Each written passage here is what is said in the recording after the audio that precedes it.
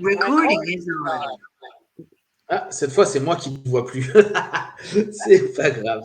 Ok, salut à tous, c'est Punk2 bienvenue sur cette nouvelle vidéo qui continue notre cheminement sur la méthode Silva, toujours avec Lee. Et là, on va continuer et terminer cette semaine tout ce qui va être lié au business, lié aux ventes et de façon générale, ce que je disais à Lee juste avant, je pense qu'après qu'on ait terminé ces deux vidéos-là, dès que je vous les aurai mises en ligne, je vais commencer à faire des capsules Silva plus PNL sur tout ce qui est donc méthode Silva pour le business et pour les ventes, etc.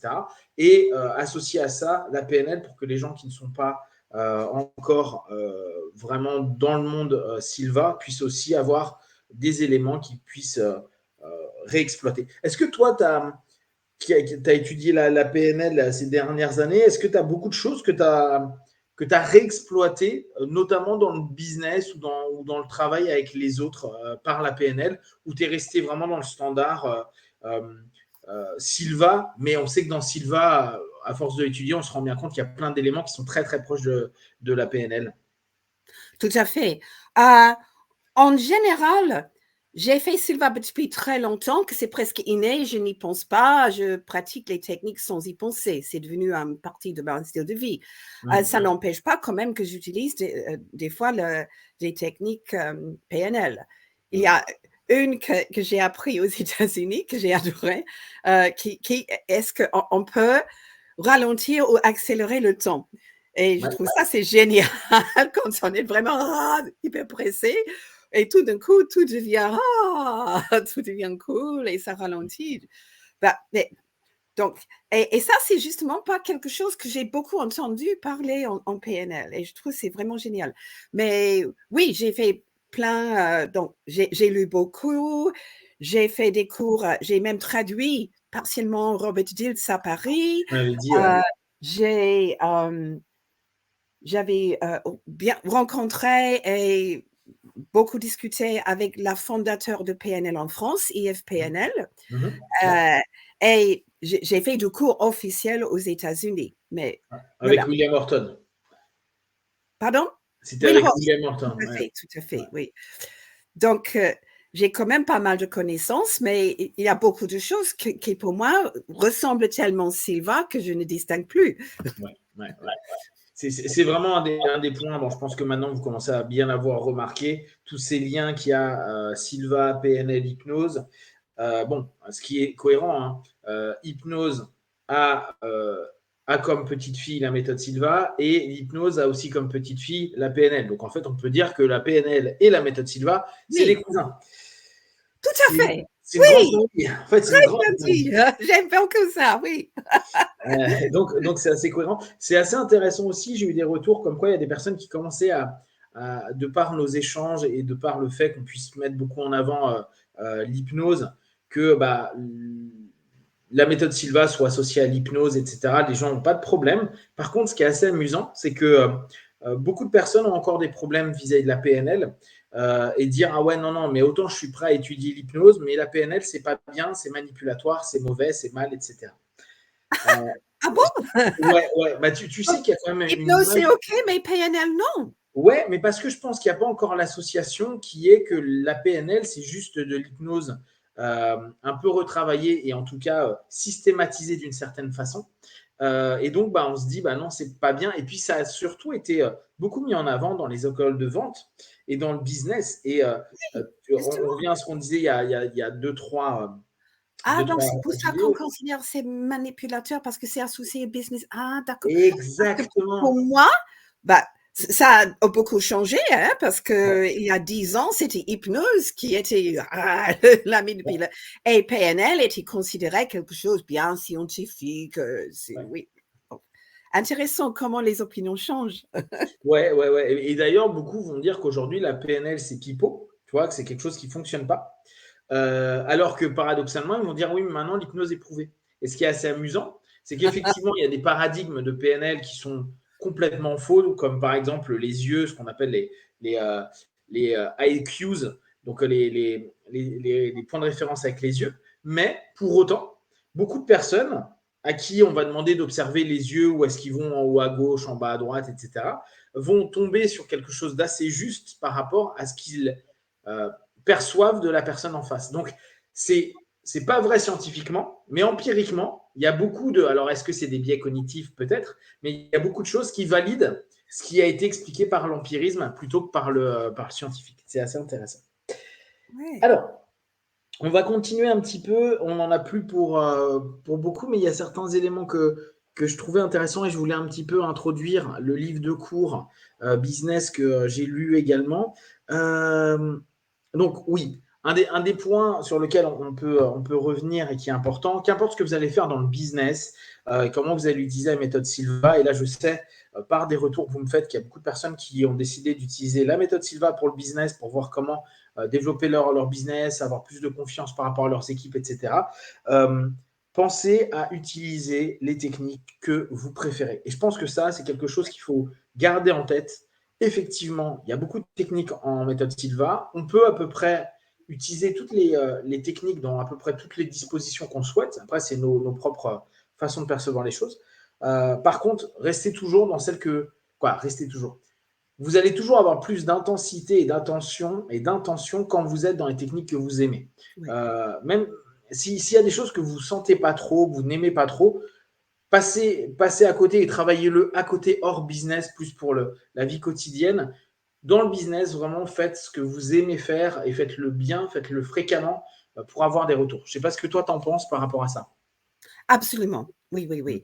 Il faut, bien sûr, doit se donner la permission d'expérimenter des nouvelles choses. Tout à fait. Et au départ, on ne serait pas tout à fait à l'aise.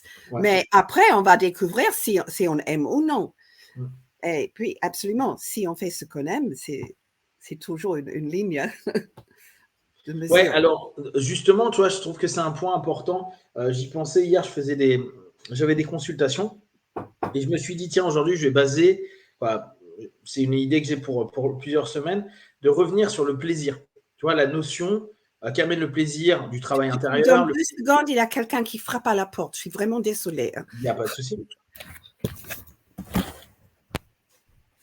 Oui, donc, pour ceux qui suivent, là, en ce moment, je suis beaucoup en train de travailler sur la notion de plaisir, de retour au plaisir dans toute la démarche liée à l'accompagnement. Et j'en parlais assez fréquemment déjà sur d'autres aspects. La semaine dernière, j'ai vu un copain qui est un sportif de haut niveau qui faisait énormément de sport de combat et qui a eu vraiment des grands titres et des grands matchs. Et je l'ai vu la semaine dernière, il me dit je donne encore des cours, mais aujourd'hui, je ne pratique plus. Et le lien qu'on a fait, c'est qu'il n'y a plus de plaisir. Et je pense que l'état d'esprit du plaisir, même parfois, si c'est un peu dur, hein, ça ne veut pas dire que quand vous allez faire certaines choses par rapport à vos business, par rapport à ce que vous développez par rapport à vous, tout sera sympa et agréable, mais prendre un maximum de plaisir dans ce que vous faites, même si ça va créer un peu parfois de frustration, de colère, de difficulté. On l'a notamment dans le sport, on l'a quand on crée des choses où on n'a pas les résultats qu'on attend immédiatement. Tant que vous avez du plaisir au moins à le mettre en place et travailler sur cet aspect de plaisir, je pense que c'est quelque chose d'hyper important et peut-être nécessaire parce que parfois, on oublie que la discipline, bien sûr, c'est serrer les dents et avancer, mais aussi trouver du plaisir, soit dans le feedback, dans le retour et le résultat qu'on a, soit dans l'initiative qu'on met en place et où ce plaisir peut à nouveau se centrer comme étant une force motrice sans dire que c'est le cœur de la motricité de ce qu'on met en place. Je ne sais pas ce que tu en penses à ce niveau-là. Absolument, absolument. En fait, la plupart des gens qui sont thérapeutes, ils font ça parce qu'ils adorent, ça leur fait plaisir. Et puisque notre rôle, c'est justement d'aider les gens à trouver plaisir dans leur propre vie et leur propre personnalité, je trouve que c'est presque impensable qu'on ne trouve pas de plaisir en tout ce qu'on fait. Et là, tu as absolument raison, s'il y a des choses que tu n'aimes pas faire, il vaut mieux les laisser tomber. Il y a plein de choix quand même, il y a énormément de possibilités. Ouais, ou si vous ne trouvez pas forcément, parce que je suis en train de penser, parfois, on n'a pas toujours à fond du plaisir, c'est vrai, mais prenez les choses qui sont les moins ennuyantes possibles, donc celles qui amènent le plus de plaisir. Vous voyez, gradez, il y a des moments, oui, il y a des choses galères à faire dans le quotidien. Moi j'ai grandi avec avec la suggestion de ma mère qui était fais toujours les trucs qui t'ennuient en premier pour prendre du plaisir après, pour que les choses soient plus sympas. Je trouve que comme suggestion, c'est sympa. Mais moi, j'ai pris cette habitude-là. C'est-à-dire que je me dis, je fais tout ce qui m'ennuie très vite, quoi, très vite, le plus proche possible de ma ligne de temps, pour après me dire ce que je fais ou ce qui va suivre, c'est ce que je préfère faire. Et après, c'est à vous de grader vos niveaux de plaisir, etc., etc. Donc, prenez les techniques que vous préférez. Oui, oui. Après, Ça, c'est connu chez les Américains comme eat the frog first. Mais c'est pas bon pour les Français parce que les Français mangent quand même les grenouilles. exactement. Exactement. Mais pour les Américains, c'était manger d'abord les choses les plus désagréables et après tu peux prendre du plaisir. Ah, c'est marrant, je la connaissais pas. Je crois que tu as déjà dû me la dire une fois, mais c'est vrai que j'ai jamais percuté. Ouais, eat the frog first. C'est marrant ça, ça veut dire, oui, en gros, c'est ça. Fais d'abord et mange d'abord ce que tu aimes le moins pour finir avec ce que tu aimes. Parce que, et de toute façon, d'un point de vue neuro, c'est cohérent. Hein. Notre cerveau va souvent s'arrêter sur les derniers éléments qu'on a expérimentés. Ouais. Parfois, quand on a une expérience qui n'est pas cool au départ et qui s'améliore à la fin, on se souvient plus difficilement du fait que l'expérience n'était pas cool au départ. Et notre cerveau, qui en plus cherche plus le plaisir, va se focaliser sur ce qui a été agréable. Donc effectivement, ça peut être un moyen pour vous. Commencer dans le business hein, par vous n'aimez pas faire de calling, vous n'aimez pas aller voir les gens, vous n'aimez pas telle ou telle chose. Ok, bah faites-le en premier. Et puis une fois que ça c'est fait, que vous avez passé votre heure et demie à le faire, allez, vous passez sur les choses que vous aimez bien, peut-être des négociations, peut-être d'autres aspects, aller voir des prospects ou carrément gérer avec vos clients, ça peut être très sympa. Oui, notre cerveau est aussi comme notre système digestif, n'est-ce pas? Il doit digérer et on veut laisser un très bon goût dans la bouche à la fin, n'est-ce pas? Exactement. Non, mais je pense que c'est important à rappeler parce que même si moi j'insiste toujours sur le rapport de discipline, mais je suis quelqu'un qui estime que c'est vraiment un élément important et que qu'on fasse la méthode Silva, qu'on fasse de l'auto-hypnose, de la PNL, faire régulièrement et s'imposer des choses, c'est une chose, mais il faut qu'on trouve tout le temps du plaisir à un moment ou à un autre. Si on fait que dans l'effort et que dans la douleur, à un moment, ça va casser. À un moment, on ne va pas réussir. À un moment, on va arrêter. Il faut toujours un moment se donner. D'ailleurs, c'était amusant. C'était l'espèce de courbe de rétribution qu'on se donnait. Bon, si je fais ça, je vais prendre 10 minutes de pause. Ou si je fais ça, je vais boire un jus de fruits. Ou si je fais ça, je vais marcher un quart d'heure. On se donne quelque chose de positif parce que vivre que dans la contrainte, que dans le stress, si on reprend la notion de Silva, que dans le stress, que dans le distress, bah, va jamais nous apporter quelque chose de positif et au bout d'un moment, on va être épuisé physiquement et psychiquement. Et n'hésitez pas, hein, pour vous donner aussi, quand il y a des moments c'est un peu dur, de repartir dans vos méditations dynamiques, de redescendre dans vos transes pour retrouver un peu d'apaisement, de calme, de joie, etc. etc. Des éléments clés, je vous en ai parlé il y a 2 ou 3 semaines, mais je les répète parce que je les trouve vraiment intéressantes. Alors là, c'est Robert Stone qui les avait partagées. J'ai trouvé ça très bien. Pensée positive. Donc là, on est dans le business, mais vous pouvez prendre aussi dans le quotidien. Donc, voir le positif. Laisser les galères de côté. Donc, il faut prendre en compte les galères, mais pas se focaliser dessus. Et je vais aller plus loin si on est dans le raisonnement Silva. Laisser les galères et chercher la solution. Pensez solution. J'ai une galère, oui. Arrêtez de vous focaliser dessus. C'est miroir bleu, c'est une analyse, etc. Mais basez-vous vers la solution. J'ai une galère, je l'admets, je sais qu'elle est là, je sais qu'elle est présente. Ok, c'est cool. Maintenant, je vais trouver une solution. Et effectivement, ne pas penser galère, mais penser comment trouver une solution. Là, on revient, si on parlait un peu de PNL au départ, on revient vraiment dans l'état d'esprit des thérapies brèves du départ, qui était comment avoir une solution par rapport à la problématique, aux symptômes qu'il y a. J'ai un symptôme problématique, au lieu de me dire pourquoi et encore, ça recommence, c'est chiant, c'est comment je peux faire pour aller mieux. Voilà. Donc, transformer en projet. Exactement. Exactement. Donc, solution, c'est projet. Donc, ça c'est vraiment un des points qui est, moi, je trouve génial dans la notion de la méthode. En gros, plus vous avez de galères, plus vous avez de projets. Et quand on vous dit que vous n'avez rien à faire de votre vie, mais non, vous avez plein de projets. Pensez-y. Programmation du matin, programmation à l'action, N'hésitez pas à modéliser les gens et les éléments qui vous semblent intéressants. Renforcer l'ensemble des actions que vous faites objectivement par le monde subjectif. Donc, en gros, n'hésitez pas le soir à revoir vos journées, à préparer vos journées du lendemain, et ainsi de suite. Ayez confiance dans le monde subjectif, dans le monde de l'imaginaire, dans le monde de la visualisation, pour réussir à créer, mettre en avant du feedback. Je rajouterai à ça, alors, il y a encore une autre chose.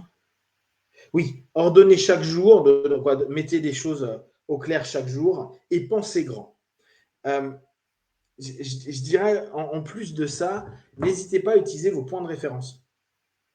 Chaque jour, vous aurez du plus et du moins. Il y a des moments, parfois, pendant plusieurs jours, on peut se dire « Ah, ça ne marche pas » ou « J'y arrive pas », etc. Ce n'est pas grave. Pensez au moment où ça a été OK. Observez ce qui a pu ne pas aller. Et là, vous pouvez revenir dans tout le travail qui va être subjectif, comme pour les cas, de voir OK, qu'est-ce qui ne va pas dans mon état d'esprit, ma manière de faire actuelle par rapport au point de référence que j'avais. N'hésitez pas, quand on fait des business, quand on crée des business, quand on développe des business, quand on travaille avec du monde, oui, il y a des moments, tout ne va pas bien. Le tout, c'est de faire en sorte que tout aille pour le mieux, même s'il y a encore des choses qui ne vont pas. Et se dire, OK, comment je peux avoir un projet, comment je peux corriger ces choses-là. Est-ce que tu as des choses à rajouter par rapport à ces points-là? Oui, en fait, récemment, j'ai eu une situation où j'ai dû me dire ça parce que je croyais que la solution était superbe, c'était déjà en route, etc. Et tout d'un coup, tout était coupé. Alors là, j'ai dû vraiment me dire, donc si c'est pas ça, c'est qu'il y a quelque chose de mieux. Et je crois que souvent, quand on regarde dans notre passé, quand on voit des moments qui nous ont semblé catastrophiques, finalement, on est sorti, on est grandi, on a appris des choses et c'était finalement pour le mieux. Ouais. Cette notion, on en a reparlé la semaine passée, mais je vais appuyer dessus. Donc, pour ceux qui font de l'hypnose, je fais du seeding, j'appuie sur la suggestion. Pensez bien le pour le mieux, où il y a quelque chose de mieux. Peut-être que c'est intéressant pour vous, à partir de maintenant, de vous dire, quand il y a un truc qui ne va pas, c'est peut-être qu'il y a quelque chose de bien mieux qui peut se mettre en place. Au lieu de se dire, c'est une galère entraîne une autre galère. Se dire, non, non, non, non. Je vais regarder, je vais avoir les yeux subjectifs s'il le faut, pour voir ce qu'il peut y avoir de positif. Et en tout cas, de mieux dans les actions que je veux mettre en place. Cette notion, elle peut être vraiment importante pour nous. Dis-moi, vu que je ne te vois pas, là, j'ai entendu qu'il y a quelque chose qui sonnait. Tu as dû partir ou tu es encore là? Non, non, non, je suis toujours là. Donc, vu que je te vois, là, j'ai un pur écran noir. J'ai un pur écran noir, donc, vu que j'ai entendu sonner, je me suis dit peut-être que tu as dû te relever. Ok, un autre point, on en a déjà un peu parlé, mais je trouve que c'est toujours important, utiliser donc les ISP pour prendre de l'information. On revient beaucoup là-dessus, mais parce que, voilà, moi je reviens beaucoup dessus parce que très souvent les personnes ne veulent pas faire des cas ou ne travaillent pas assez les cas. Alors, à nouveau, dans tout ce que j'ai lu ces derniers temps, le conseil des 50 cas est vraiment quelque chose d'important. Faites un minima 50 cas pour que ça décante, pour que vous vous habituiez. Exploiter vraiment cette notion pour autre chose que les cas physiques, pour le mal-être ou le malaise des autres. C'est ça que j'aime bien dans la notion business, et se dire qu'est-ce que je vais pouvoir faire pour cette personne-là, quels sont ses besoins, etc. On en a déjà parlé. Mais utilisez-le vraiment à faire des cas business, et pas des cas santé, mieux-être, bien-être, etc. etc.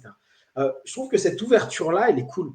Parce que dans le rapport relationnel, on peut aussi se dire ça ne va pas avec mon enfant, ça ne va pas avec mon mari, ça ne va pas avec mon chat, ça ne va pas avec mon grand-père, ma grand-mère ou n'importe qui. Ok, je peux me mettre en mode un cas. Qu'est-ce que j'ai pas compris? Qu'est-ce que j'ai pas écouté? Qu'est-ce que j'ai pas vu? Qu'est-ce qu'il faut? Comment je peux me comporter? Comment je peux peut-être apaiser le truc? Quel est le déclencheur que je pourrais proposer pour que d'un coup tout se décante? Je pense que ça, c'est quelque chose qui va ouvrir le champ de perspective des cas qui parfois, peut-être, à la fin du séminaire de base, peuvent nous sembler être basés sur quelqu'un va pas bien et je vais lui donner quoi. Je vais scanner pour voir ce qu'il y a et comment on pourrait faire pour corriger et avoir un projet. Je ne sais pas ce que tu en penses. à ce sujet-là? Je crois que j'ai déjà mentionné, n'est-ce pas? Parce qu'on a fait tellement maintenant de podcasts, je ne sais plus ce qu'on a dit en privé et ce qu'on a dit en public, mais je crois que je t'ai dit que Michael et moi étions membres d'un petit groupe à Laredo qui se sont rencontrés pour travailler les cas sur les business, non? T'en as parlé, Oui. mais alors est-ce que tu en as parlé en bon, reprends pour tout le monde. Au pire, si ça a déjà été dit, ça sera une piqûre de rappel. OK. Donc, en fait, moi, je n'étais pas là souvent, mais je me rappelle, il y avait un moment, et on était tout un groupe, donc on travaillait ensemble. Il y a une personne qui présentait le cas, il avait le nom d'une société, il avait la date de création, donc c'est nom, âge et la localité. Et c'est toute l'information qu'il nous a donnée. Et il voulait savoir quel était notre feeling, notre intuition sur cette société. Il n'a pas dit pourquoi. À la fin de notre travail, il a dit bah, merci, vous m'avez aidé parce qu'on m'a demandé si je voulais investir dans cette société. Et pendant tout le descriptif qu'on a donné, c'était surtout non. On a trouvé que c'était très louche, il avait des dettes. Et en fait, après, il a découvert que en fait, c'est une société informatique qui faisait du piratage. Donc, il aurait été vraiment dans le caca s'il avait investi. Donc, et ça, c'est un exemple où, en fait, on a dû être au moins 5 personnes et présenter les cas à 5 personnes. Donc, chacun a perçu leur propre truc, si vous voulez, et on a pu juste parler, même si on était tous à niveau ensemble. Et je trouve ça c'est très intéressant aussi, de pouvoir quelquefois travailler en groupe plutôt qu'individuellement. Ça peut être, si vous voulez, on peut aussi organiser ça. Alors, j'allais dire ce soir, là, nous, on est le premier jeudi, on est le 7. Hein. Et logiquement, vous aurez la vidéo une demain et une autre, donc le 8, et une autre, je pense, dimanche. Mais ce soir, on organise, tu sais, une méditation pour la paix que tu avais partagée. Et vu qu'on a dit que c'était le premier jeudi à 22h, j'ai mis dans le groupe un événement pour les gens qui veulent, juste pour le rappeler aux gens, pour les gens qui peuvent le faire. Mais si vous le souhaitez, on peut se faire, pour ceux qui sont en train de lancer un business ou qui sont dans le business et qui sentent que c'est un peu compliqué ou qui veulent améliorer des choses dans leur travail, que ce soit bien sûr eux les entrepreneurs ou eux les salariés, si ça vous dit, on peut faire aussi ce genre de travaux-là. On se fait un petit événement de 20-25 minutes, une demi-heure, et on se fait des cas business pour ceux qui ont envie. Si ça vous intéresse, vous me le dites. Comme ça, bah, on se fait ça dans le groupe des Silva et puis ça peut être intéressant pour voir comment ça améliore votre cheminement dans le business. Et toujours en parlant de cette idée de programmer en même temps ou de programmer dans un groupe, en fait, j'ai dû écrire à un groupe, c'est des diplômés Silva aux États-Unis, pour expliquer un peu cette idée de la loi de synergie. C'est-à-dire, s'il y a plusieurs personnes individuelles qui programment ensemble ou en même temps, on peut dire que la somme des parties de l'énergie est plus, justement, que le résultat final d'énergie est plus que simplement la somme des individus. Et j'ai dû expliquer ça et j'ai même trouvé, justement, j'ai pu trouver des définitions sur Google parce qu'il y avait une dame qui m'a dit, alors elle travaillait dans un tout petit groupe de 3 ou 4 personnes, mais elle me dit, je trouve que je suis beaucoup plus géniale quand je suis en groupe comme ça que quand je suis toute seule. Est-ce que c'est possible? Ou est-ce que je fantaisise? Et là, j'ai pu répondre. Et elle est ravie parce qu'elle n'avait jamais entendu parler de ça. Il dit, mais voilà, tu me donnes une preuve scientifique que ce que j'ai senti était juste. Penser, hein, c'est un des points aussi qui est important et qui est de plus en plus développé en biologie, qui est l'intelligence collective. L'intelligence collective sera toujours supérieure à l'intelligence individuelle. Elle peut être plus frustrante pour l'intelligence individuelle, mais on sait que c'est l'intelligence collective qui permet, bien sûr avec des adaptations, bien sûr avec des conflits, bien sûr avec des mises en apaisement, etc., d'amener à une création qui est beaucoup plus valide qu'une intelligence individuelle. Bien sûr, il y a des intelligences individuelles exceptionnelles, mais la majeure partie d'entre nous, on doit et on peut utiliser l'intelligence collective pour avancer vers vers de belles choses tous ensemble. Donc, on est vraiment dans ce principe de synergie et en bio, c'est beaucoup étudié et puis de plus en plus, bien sûr, dans le travail personnel où on sait que c'est quelque chose qui est important. N'hésitez pas à être en groupe, n'hésitez pas à partager en groupe. Bien sûr, le contre-coup de tout ça, et là on reste un peu dans notre principe business, c'est qu'il faut manager des gens qui avec des croyances, des attentes, des volontés, des idées qui sont différentes, même si on peut tous être diplômé Silva, tous être PNListe ou tous être hypnotiste. Eh ben, on est tous différents et c'est là où le management de l'ensemble, faire en sorte qu'il y ait une belle cohésion, c'est pas Oui. toujours simple parce qu'il faut répondre aussi aux besoins de tout à chacun et chacun a ses attentes. Donc, n'hésitez pas à vous mettre ensemble, mais n'hésitez pas aussi à bien manager tout ça quand il y a des gens qui ne sont pas sur les mêmes longueurs d'onde, pas les mêmes attentes, etc. Ça arrive. L'intelligence collective ne naît pas que de la paix. Hein. Elle vit aussi au travers de ces conflits et aussi au travers de la résolution de ces conflits, au travers de la solution. Est-ce que ça te semble juste? Oui, tout à fait. Oui, parce que ça, c'est un point important à rappeler. Hein. C'est pas parce que vous faites Silva et autres. J'ai toujours l'impression que, tu sais, moi, dans le domaine du développement personnel, comme c'est nommé, on a toujours l'impression que tout le monde croit que tout le monde est mignon, gentil, chou, que tout va bien se passer, qu'il y a les bonnes énergies, les bonnes auras, etc. Alors que, bah non, on reste des êtres humains et qu'il y a des gens qui n'aiment pas d'autres gens.